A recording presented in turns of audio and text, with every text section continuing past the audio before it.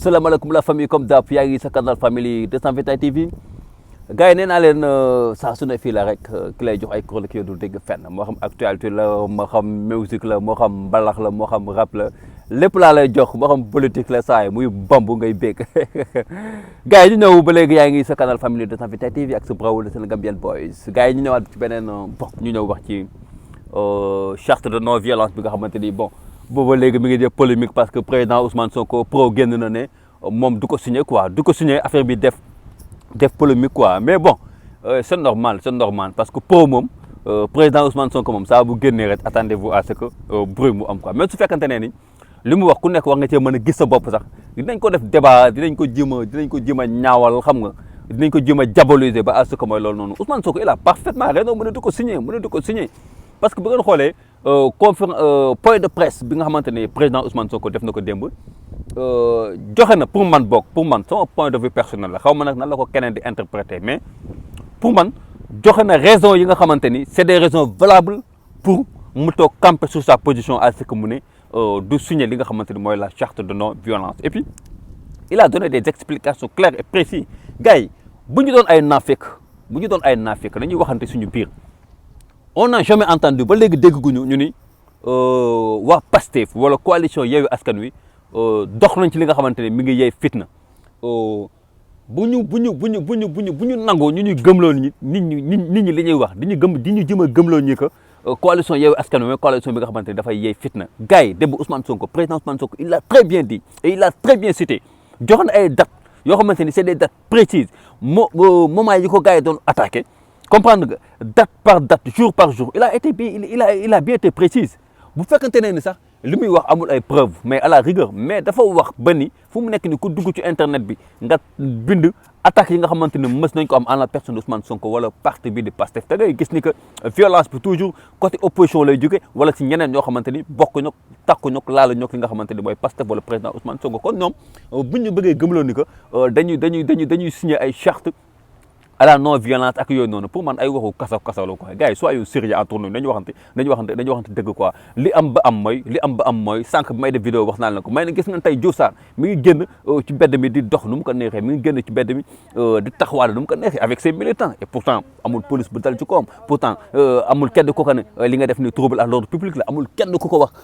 comme quoi que ni que yow li ngay def ni amoo ci droit pourtant bu doon Barthélémy Dias la mooy loolu noonu coow li takk na rip wala bu doon Ousmane Sonko la coow li takk et puis avec ça ñoom ñu bëgg a ñëw di ñu gëmloo ay charte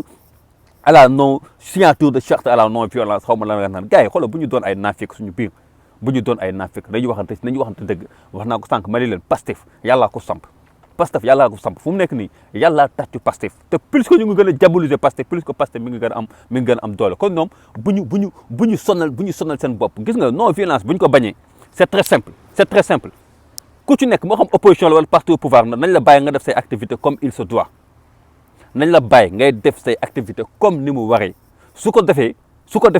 violence du am fenn ku génn di def sa manifestation wala sa événement moo xam lu mu munti doon na la police encadré nga def ko ci njëkk ak teranga moo xam opposition la moo xam politique la comprendre nga mais bu ñu bëggee jël deux poids deux mesures kenn ci opposition bu génne bëgg a def dox mbokk wala bëgg a gis ak ay militants am wala bëgg a daj ak ay militants am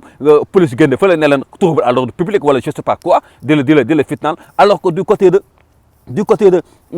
parti au pouvoir bu waa nitu Macky Sall yi génne wala waa APR yi génn ñoom ñu bàyyi la ñuy def loola neex mais loolu attends deux poids deux mesures fu mu am kañ foofu fitna am kon affaire bi c'est très simple nañu bàyyi ku ci nekk moo xam opposition la moo xam pouvoir la surtout nag opposition nañ leen bàyyi ñu dérouler seen i programme comme ni ñu ko nammee dérouler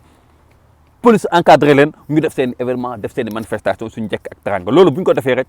violence du am fenn mais quant à deux poids deux mesures ça bu ñu ko nammee def ci kenn rek kenn ki dafay jukk dafay frustré wala ay nit dañuy jukk dañuy frustré et su boobaa violence dafay am te ñaanu ko yàlla violence bu amee gis ngeen li muy jur